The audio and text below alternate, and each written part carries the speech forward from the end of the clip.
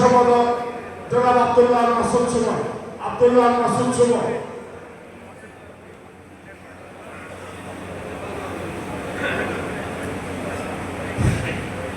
বিসমিল্লাহির রহমানির রহিম।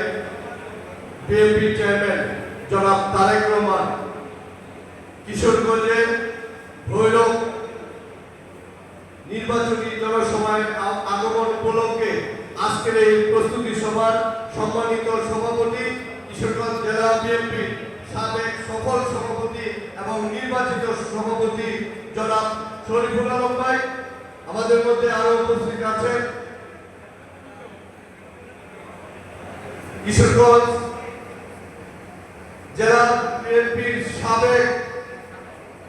আহ্বায়ক এবং সাবেক সফল শিক্ষামন্ত্রী ডক্টর উসমান ফারুক সহ সিনিয়র নেতৃবৃন্দ, উপস্থিত প্রত্যেকটি থানার সম্মানিত সভাপতি, সাধারণ সম্পাদকবৃন্দ এবং অঙ্গ সংগঠনের সকল নেতৃবৃন্দ, প্রিয় ভাইয়েরা, ইতিমধ্যে আপনারা জানেন 2014 সালে যখন আমরা ঘর থেকে বের হতে পারতাম না, তখন গুরুদয়ালের ঐতিহাসিক গুরুদয়ালের মাঠে আজকে যিনি সভাপতি, তারই সভাপতিত্বে আমরা দেশনেত্রী বেগম খালেদা জিয়ার ঐতিহাসিক জনসভা করেছি সারা